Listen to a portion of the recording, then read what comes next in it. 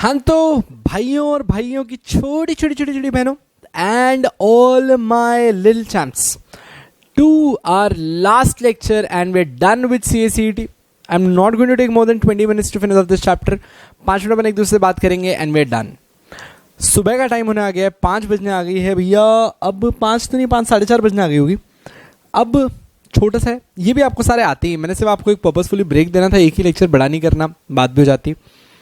सो 21th question पे थे अपन. 21st question is no person shall be subjected to a penalty greater than that which might have been inflicted under law in force at the time of commission of offence. एक इंसान को उससे ज्यादा सजा नहीं दी जा सकती जब वो उसने जो काम किया तब उसकी हाईएस्ट पेनल्टी थी. तो फॉर एग्जांपल, मैंने एक टाइम पे किसी का मर्डर किया, उस मर्डर की पेनल्टी थी 5 साल जेल, और मेरे मर्डर करने के 10 दिन बाद नया रूल आया कि लाइफ इंप्रिजनमेंट करनी है. तो उससे मुझे क्या करना? मैंने जब ये क्राइम किया तब जितनी थी पेनल्टी, मैं उतनी ही पेनल्टी भरूंगा, मैं उतना ही पनिशमेंट लूंगा, उससे ज्यादा नहीं. तो यही हुआ. A person was accused of cheating. एक इंसान के ऊपर इल्जाम लगा कि आपने चीटिंग की है, और जब तक वो अरेस्ट होता और उसके ऊपर केस चलता, एक नया लॉ आ गया चीटिंग के ऊपर, जिसकी पनिशमेंट हो गई लाइफ इंप्रिजनमेंट की. अगर आपने चीटिंग करी तो आप लाइफ इंप्रिजनमेंट के लिए जाओगे. The person was found guilty. आगे चल के वो इंसान गिल्टी प्रूव हो गया और उसको सेंटेंस कर दिया लाइफ इंप्रिजनमेंट. सो वो चैलेंज कर रहा है इस लाइफ इंप्रिजनमेंट को. वो सक्सीड करेगा कि नहीं? आपने कहा सर बिल्कुल करेगा, क्योंकि जब उसने ऑफेंस किया था तब थोड़ी लाइफ इंप्रिजनमेंट था. आपने उसको लेट पकड़ा, आपने लेट जस्टिस किया, वो आपकी गलती है. तो he is not going to fail. तो ये तो पॉइंट हटा दो, ये वाला पॉइंट भी हटा दो. अब बी या सी में से होगा, बी या डी में से कोई होगा. Succeed only if is able to prove is innocent. अबे वो कहां बोल रहा है कि वो इनोसेंट है? वो बोल रहा है आप करो ना मेरे को जेल, पर कितनी जेल करना? जितनी उस टाइम थी.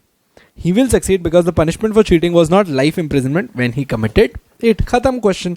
सो the answer is B. Next, parliament can amend any part of the constitution including the fundamental right, but the parliament cannot alter the basic structure or framework of constitution. अच्छा, इसका answer निकालने से पहले मैं आपको एक basic चीज समझाता हूं. The government of India passed a constitutional amendment which has effect of curbing the independence of judiciary. ऐसा रूल लाए जिससे इंडिपेंडेंस ऑफ जुडिशरी खत्म हो गई. The act has been challenge by the Supreme Court in front of the Supreme Court by a group of NGO and public spirited individual as being violative of constitution. तो ये challenge valid है कि नहीं है? तो sir obviously ये challenge एकदम valid है. एक सेकंड वहां पे देखना. The government of India passed a constitutional amendment which has the effect of curbing the independence of judiciary. आपने जुडिशरी की इंडिपेंडेंस खत्म कर दी. The act has been challenged in the Supreme Court of India and public spirit individual as being violative of constitution. The challenge will succeed because amendment that comprises the independence of judiciary is unconstitutional. Fail because the parliament has limited power to amend the constitution as per the Keshavananda Bharati case. Succeed because the amendment was not brought to the parliament with the consent of Supreme Court. तो C तो होने सरा. Fail because Supreme Court cannot sit in judgment over a matter that affects its own independence. होने से रहा. तो ये सी और डी तो नहीं है. अब ए और बी में बात करनी है. दैट या तो their challenge will succeed because any amendment that comprises the independence of the judiciary is unconstitutional. Fail because parliament has unlimited power to amend the constitution as per Keshavananda Bharati case. तो obviously the parliament does not have unlimited power. तो ये वाला point भी नहीं होगा. So they will succeed because any amendment that comprises the independence of judiciary is unconstitutional. क्यों sir? क्योंकि ये तो कॉन्स्टिट्यूशन ने कहा था ना कि जुडिशरी तो हमारा पिलर है, जुडिशरी तो हमारा पिलर है. तो यहां पे बच्चे आंसर क्या हो जाएगा? ए. ठीक है. Next up, DSP directive principles में अगर तुमने गलती करी ना पार्ट 4 के, गोली मार दूंगा तुमको. Are non-justiciable in nature. What are non-justiciable in nature? You cannot file a case in front of the court for its enforcement. So Mr. Sumit works for protection of cows. Sumit cow बचाता है. He has come to know that in some states slaughtering of cow is permissible. He also knows that one of the directive principle calls upon state to prohibit cow slaughter. वो cows बचाता है. उसे अभी भी पता पड़ा है कि एक directive principle of the state है जिसके अंदर एक स्टेट चाहे तो काउ स्लॉटर रोक सकता है. बेस्ड ऑन दिस सुमित ने सुप्रीम कोर्ट को अप्रोच किया है कि भैया आप लोगों को एक एंटी काउ स्लॉटरिंग लॉ बनवाना चाहिए. तो वो सक्सीड करेगा या फेल करेगा? ऑब्वियसली फेल करेगा. Why? Because DPSP can not be enforced by the court. तो बी आंसर होगा उसका. The right of all citizens to practice any profession or to carry on any occupation, trade or business is a fundamental right. Ditto मैं आपको already पढ़ा चुका हूं. इसमें क्या है, दिनेश भैया है, एक गवर्नमेंट ने लॉ पास किया है. दिनेश के पास बहुत अच्छी नॉलेज है लॉ की, पर गवर्नमेंट का ये कहना है कि आपको कोर्ट में आने के लिए एलएलबी की डिग्री करना जरूरी है. तो दिनेश बोल रहा है मेरी इतनी अच्छी लॉ की नॉलेज आप वेस्ट कर रहे हो. तो अगेन गलत बात है ना. He will fail because the government is well within its right to prescribe eligibility and condition of profession of trade and business. तो डिट्टो सेम क्वेश्चन ही था जो ऊपर अपन ने पढ़ा है. Article 14 of the constitution says, अच्छा article 14 is available to all and everyone, ठीक है ना. The state shall not deny to any person here means citizen as well as non-citizen, that is foreigners, equality before law and equal protection of law within the territory of India. Article 14 बोलता है कि भाई equality of law करनी है सबके साथ and equal protection of law देना है. कंडीशन क्या आई है? कंडीशन आई है due to some growing menace of terrorism. Country में बहुत टेररिज्म हो रहा है, तो गवर्नमेंट ऑफ इंडिया ने डिसाइड किया है कि वो नया क्रिमिनल लॉ लाएगी टेररिस्ट के लिए. जो भी दूसरी कंट्री से हमारे आएंगे उनके लिए अलग लॉ लाएगी. A foreign terrorist captured by the police and subjected to the new law claimed that this right under article 14 of Indian constitution were violated. वो कह रहा है मेरा कॉन्स्टिट्यूशनल राइट वायलेट हो रहा है. बोलो भैया क्या जवाब दें इसको? He will fail because the right under Article 14 are available only to citizen. ये तो गलत पॉइंट है. Right is available to everyone. Next is fail because the rights under article cannot be made available to people who engage in terrorist activities in India. Okay. Succeed because he is entitled to be subjected to the same laws as any other person charged with the same offense. Succeed because once he is captured by Indian authorities, he acquired all the fundamental rights that are enjoyed by the citizen of India. तो D तो हटा दो. अब सवाल B और सी में है. या तो वो फेल करेगा बिकॉज जो आर्टिकल्स के अंदर राइट है can not be made available to people who engage in terrorist activities, या फिर सक्सीड कर जाएगा because he is entitled to be subject to the same laws as any other. अब देखो इसका आंसर होगा बी. इसका आंसर होगा बी. क्यों? समझना. हम ये कहते हैं कि इक्वल प्रोटेक्शन ऑफ लॉ उनको मिलता है जो सिमिलरली सिचुएटेड हैं और जो सेम कंडीशन में है. भैया तू टेररिस्ट है, तेरे को सिमिलर लॉज के साथ ट्रीट नहीं करेंगे, तेरे को और स्ट्रिक्ट लॉज के साथ ट्रीट करेंगे. अगर और भी कोई चीज कर सकते हैं ना वो भी करेंगे तेरे साथ. तो you will not succeed coming in my country and telling me कि इंडिया के बंदे ने ऐसे किया होता तब तो आप ऐसा नहीं करते, मेरे साथ ऐसा क्यों कर रहे हो. तू नहीं कर सकता ना, वो इंडियन बंदा कर सकता है, पर तेरे लिए तो मैं और स्ट्रिक्ट हूं, तू कुछ नहीं कर सकता. So it fails because the right under the article cannot be made available to a person who engage in terrorist activities in India. Next up is ordinance making power. बेटा ordinance making power का rule समझ लो. Ordinance सिर्फ और सिर्फ urgency में बनाया जाता है, ये रूल याद रखना. The ambit of ordinance making power of president is coextensive with the legislative power of parliament. So during a time when the Lok Sabha was not in session, बेटा अगर दोनों में से एक भी सभा सेशन में नहीं है तो लॉ पास नहीं हो सकता क्योंकि दोनों ही चाहिए ना. The President of India promulgated an ordinance. President ने एक ऑर्डिनेंस पास कर दिया किस पे? On a matter which was not urgent. नहीं चलेगा. ऑर्डिनेंस सिर्फ किस पे होता है? अर्जेंट मैटर पे होता है. A non-government organization decided to challenge the ordinance as ultra virus the constitution. His challenge will succeed. अब देख लो succeed का ऑप्शन क्या है? ये वाला A. Because the success because the ordinance is to be promulgated only in urgent matters. RC Cooper के case में भी इसमें बोला गया था ये बात. The state shall not make any law which takes away. ये बिल्कुल ही गलत क्वेश्चन है. 27th क्वेश्चन नहीं करना अपन ने.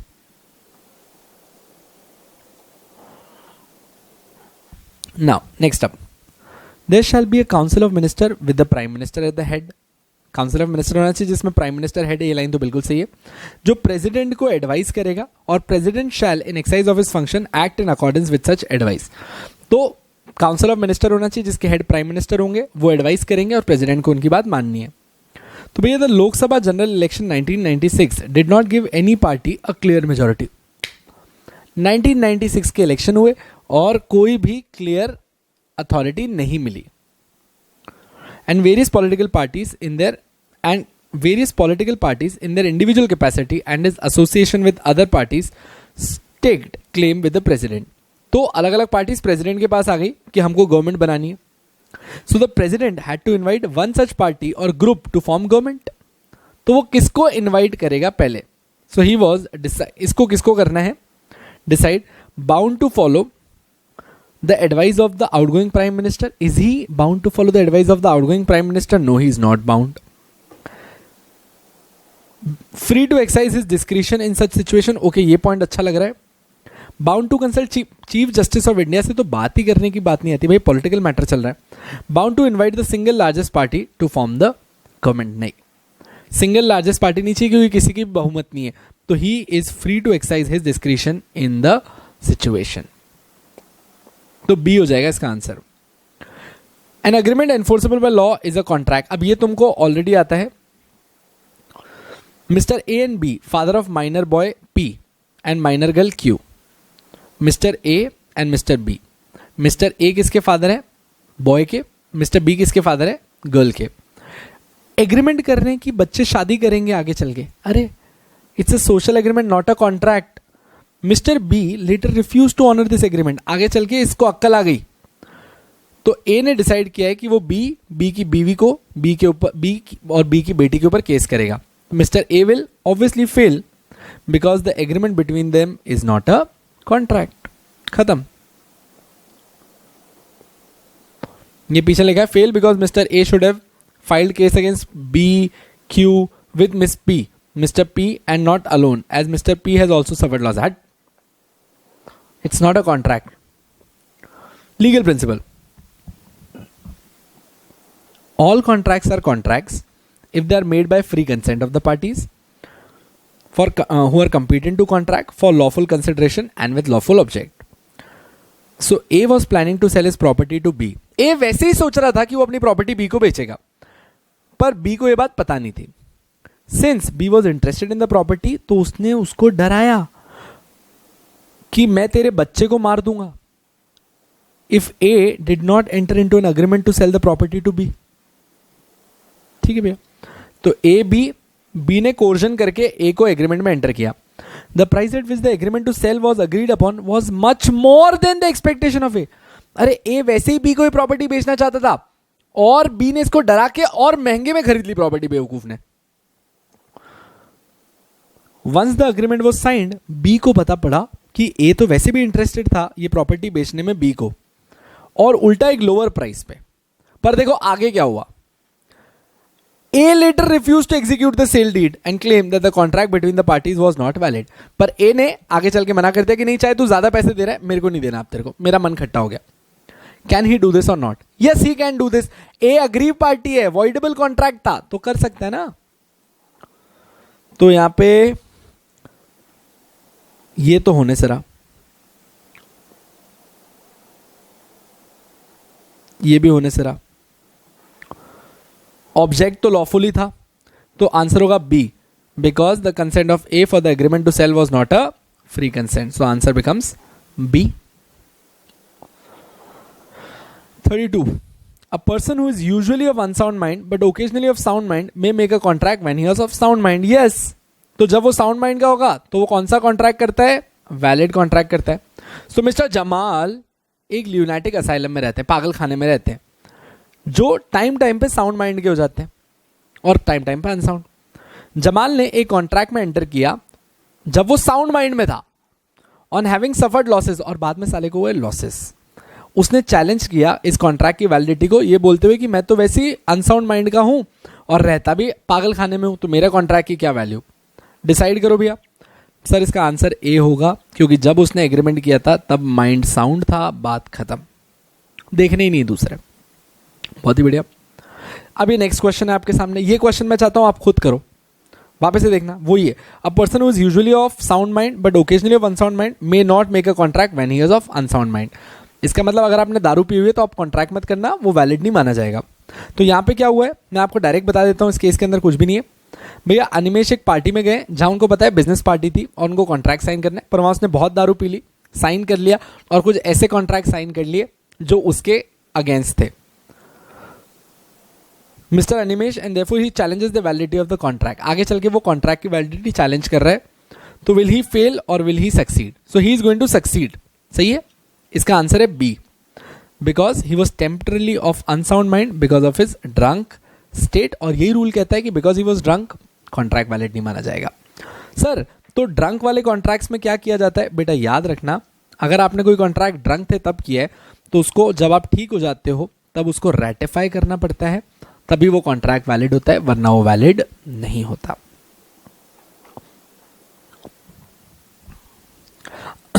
A contract is said to be induced by undue influence where the relation subsisting between the parties are such that one of the parties is in a position to dominate the will of other. Sir, undue influence, that position to obtain an unfair advantage over other.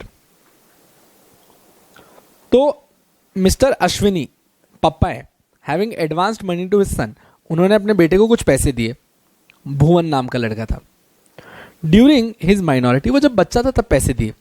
जब भुवन बड़ा हुआ, upon Bhuvan's coming of age obtains by misuse of parental influence a bond from Bhuvan for a greater amount than the sum due in respect to the advance. तो उन्होंने अपने बच्चे को minority में से दबा के कंफ्यूज करके एक ज्यादा महंगा बॉन्ड साइन करवा लिया, एज अगेंस्ट पैसे बहुत कम दिए थे। तो कहीं ना कहीं अश्विनी ने अनड्यू इन्फ्लुएंस किया है, नहीं किया? यस, किया। Ashwini employed undue influence, so A is the answer. So when consent to an agreement is caused by coercion, fraud or misrepresentation, the agreement is a contract voidable at the option of the party whose consent was caused. अगर आपके साथ डरा धमका के या fraud करके कुछ किया है तो आप कॉन्ट्रैक्ट बाद में वॉइड भी कर सकते हो। Mister Arun intending to deceive mister Prakash, mister Arun ने प्रकाश के साथ फ्रॉड किया। मिस्टर प्रकाश के साथ फ्रॉड हुआ है, ये करने वाला है, ये अरुण चोर है, ये चोर है। Falsely represented that 500 ton of fertilisers are made annually at his factory and thereby induce mister Prakash to buy the factory. बेवकूफ बनाया प्रकाश को कि मेरी फैक्ट्री पे तो इतना फर्टिलाइजर बनता है, और उसको बेच दिया। Decide that is the contract voidable at the option of Arun, at the option of Prakash, void or valid. See, it is not valid, it is not void, क्योंकि misrepresentation, fraud, coercion, undue influence leaves the contract voidable. So either it will be A और B. पर अब इसने क्या बोला? The contract is voidable at the option of Prakash or Arun. Obviously at the option of प्रकाश, क्योंकि aggrieved कौन है? प्रकाश है। तो इसका आंसर क्या होगा? ए। Where both the parties to an agreement are under a mistake as to a subject matter essential to the agreement is void. Answer यही लिखा है। अगर सब्जेक्ट मैटर को लेके दोनों पार्टीज के बीच में मिस्टेक है तो एग्रीमेंट वॉइड हो जाता है, यही आंसर है। रूपेश अग्री करता है जलज से बाय करने के लिए उसकी एक कार। हमें आगे चल के पता पड़ता है कि कार ऑलरेडी स्क्रैप हो गई थी जब ये लोग बार्गेन कर रहे थे, और दोनों को ही नहीं पता था कि कार स्क्रैप हो चुकी है। तो ऐसे केस में कॉन्ट्रैक्ट क्या हो जाएगा? Sir void. The agreement is void, खत्म। Every agreement for which the object or consideration unlawful is void. तो मिस्टर थॉमस ने प्रॉमिस किया मिस्टर जॉनसन को कि वो, देखना क्या हो रहा है, थॉमस ने जॉनसन को बोला कि वो उसके खिलाफ केस ड्रॉप कर देगा रॉबरी वाला अगर जॉनसन उसको उसके पैसे वापस दे दे। लॉ बोलता है तुमने मेरा मजाक बना रखा है साला, जुडिशरी में तुम आ चुके हो, हम केस सुन रहे हो और तुम आउटसाइड द कोर्ट एक दूसरे के साथ ऐसे कॉन्ट्रैक्ट्स कर रहे हो बैठ के। ये कॉन्ट्रैक्ट वॉइड है यार। The agreement is void as its object is unlawful. ऐसा कैसा ऑब्जेक्ट है अनलॉफुल? ये कॉन्ट्रैक्ट कभी वैलिड नहीं माना जाएगा। Next up, this is the second last question. इसमें अपनी आ रही है Chennai versus Ramaiah. A stranger to a contract can not sue for want of privity of contract. A और बी के बीच में कॉन्ट्रैक्ट है, C can not sue any party. So A is indebted to B, A is indebted to B. A को payment करना है B को, sells his property to C, A ने प्रॉपर्टी किसको बेची, सी को बेच दी. And C the purchaser of the property promises to pay off the debt of B. सही बात है. सी ने प्रॉमिस किया था कि वो बी को पेमेंट करेगा. सी ने प्रॉमिस किया था कि वो बी को पेमेंट करेगा. But C fails to pay B. C fails to pay B. Decide whether B has no right to sue for there is no privity of contract between B and C. B has the right to sue C as there is privity of contract between B and C. C has no legal obligation to A to pay B off. Once the property is sold to C, B cannot only sue C and not A. तो D point तो होने से रहा, C point भी होने से रहा. तो अब आपके सामने A और B में चॉइस है. अब आपके सामने A और B में चॉइस है. वापस देखो. A who is indebted to B sells his property to C. C the purchaser of the property promises to pay off the debt to B. C ने प्रॉमिस किया कि वो B को पैसे दे देगा. And C fails to pay B. C ने आगे चल के नहीं दिए. अब decide whether B has no right to sue C. क्या बी सी के ऊपर केस कर सकता है? नहीं कर सकता. ये पहला पॉइंट है. Because there is no privity of contract. B has the right to sue C as there is privity of contract between B and C. तो यहां पे आंसर आएगा बी. आपने चेन्नई वर्सेस रमैया केस पढ़ा है. चेन्नई वर्सेस रमैया में याद है वो मम्मी ने क्या किया था, बोला था मामा को पैसे देते रहना. आगे चल के बेटी ने पैसे देने से मना कर दिया था. तो मामा केस कर सकता है. क्यों? क्योंकि जो कंसिडरेशन उसकी मम्मी देके गई थी उसके मामा के लिए वो एक वैलिड पार्ट बन गया था. सो यहां पे answer is B. B is the right to sue as there is no privity of contract between B and C. But now listen what I want to tell you. इसका correct answer होगा B. ठीक है. But अब देखो rule क्या कह रहा है.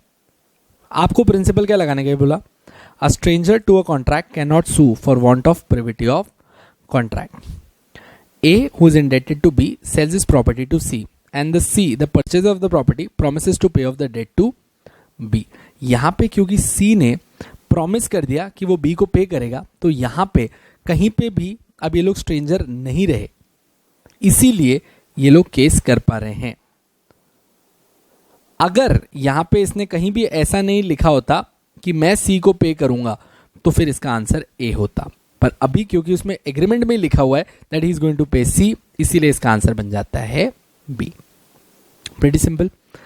This is your 38th question and we are leading to the last question and we are done. All illegal agreements are void but not all void agreements are necessarily illegal.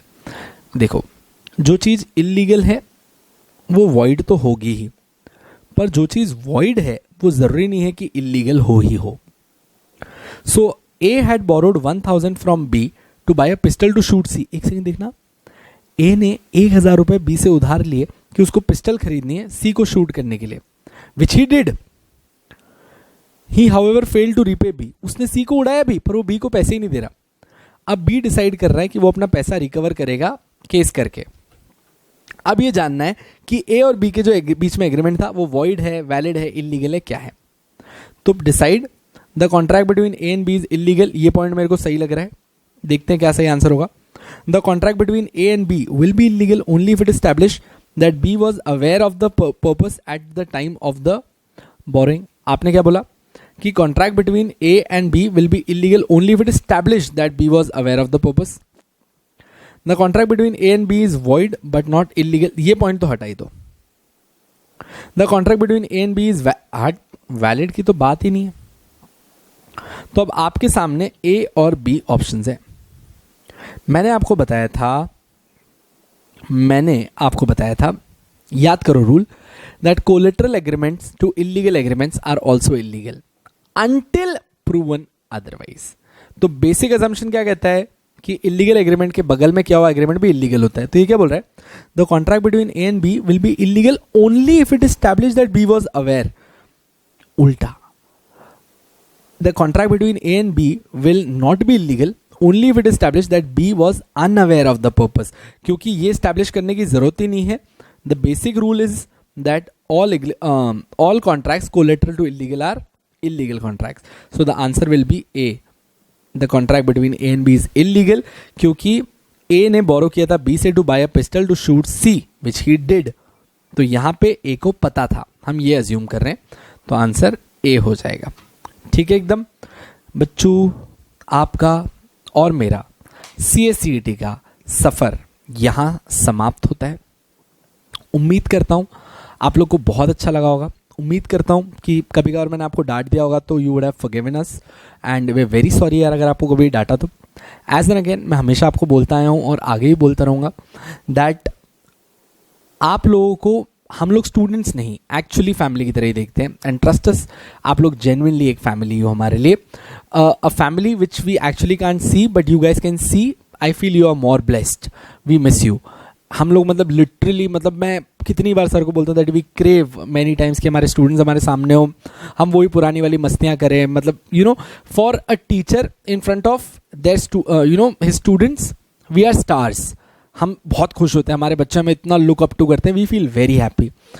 We would have never felt like a celebrity if you were not there, क्योंकि we are not actually celebrities. हम celebrity जैसे feel करते हैं क्योंकि तुम वैसा प्यार करते हो. तो it's not us who are actually doing some miracle work, it's you who are doing the miracle जिसने एक आम आदमी को सेलिब्रिटी की तरह ट्रीट करवा दिया है. आप लोगों का लव इतना अनकंडीशनल, मतलब मुझे समझ में नहीं आता कि हम क्या करते हैं ऐसा कि आप लोग इन रिटर्न इतना प्यार करते हो. इतने बड़े बड़े इतने प्यारे प्यारे messages I can never repay. मतलब एवरीवन नोज, मतलब आप कोई विकास सर से पूछ के देखिएगा, वो हमेशा बोलते हैं that for me money is not the motivation. आप मुझे पैसा देके बोलोगे नहीं कर, मुझसे नहीं होता. मुझे बस ये कह दो कि मेरे बच्चे खुश होंगे और मैं ज़रूर ये काम करूंगा. That's how yes works. Not only me, the entire team works. This idea of free batch, a live batch to talk with you everyone, ये पूरी टीम का एक क्यूमुलेटिव आइडिया था. Everyone came together and they said कि sir let's do this. मतलब एक single thought था, पता नहीं कहाँ से एक सिंगल थॉट आया और बस करना था, ये बात फाइनल हो गई और सबने कर दिया. Well executed, well planned and we are done. And genuinely applause है पूरी टीम को जिन्होंने इतनी शिद्दत से मेहनत की आपको पढ़ाने के लिए. I would highly appreciate definitely इस वीडियो के एंड में कमेंट बॉक्स में सारी टीम को बहुत बहुत सारा प्यार देना, बहुत अच्छे अच्छे कमेंट्स लिखना. ट्रस्ट में विकास सर, मैं हरीश सर जब इनको पढ़ते हैं हम इतने ओवरवेल्म्ड होते हैं, हम कभी नहीं बता सकते हम कितने ओवरवेल्म्ड होते हैं. So with this we welcome you finally to CS. आपका सबसे बेसिक लेवल अपन एक छोटू सा लेवल खत्म किया. जंग बहुत बड़ी है, ऐसे ही सतर्क रहेंगे, साथ रहेंगे और एंड तक आपको CS बना के भेजेंगे. So with folded hands I welcome you to your CS journey, जहाँ पे हम लोगों ने आपका CSCET का पोर्शन पूरा खत्म कर लिया.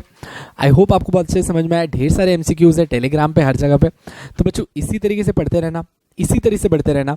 एंड आई रियली विश कि अब ये जब तुम पास कर रहे हो, तुम्हारे रिजल्ट्स आए, तब तक ये कोरोना का झंझट खत्म हो जाए और हम सब लोग मिल पाएँ, साथ में लाइव पढ़ पाएँ. अब जेन्युइनली लाइव पढ़ना है, अब नहीं हो रहा है यार कैमरा से पढ़ा के. मतलब ये तो मतलब कुछ भी नहीं है. जब तुम सामने होगे ना तुम्हें समझ में आएगा मैं क्यों तुम्हें मैजिशियन बुलाता हूँ, क्योंकि हमारे अंदर का बेस्ट वर्जन बाहर आता है जब तुम होते हो.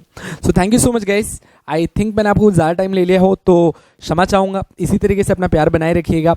बहुत सारी नई नई चीज़ें आ रही है. मैराथन, रिवीजन और करना, रिवीजन थप्पड़ दो, मैराथन करवाएंगे, क्वेश्चन सॉल्व कराएंगे, टेस्ट सीरीज करवाएंगे. और याद रखना इस अगस्त में जो पेपर दे रहे हैं तुम्हारा पेपर बेस्ट होगा, जबान रही हमारी. तो इसके साथ अलविदा लेते हैं. इसी तरीके से बने रहिएगा, हाथ धोते रहिएगा. जय हिंद, जय महाराष्ट्र.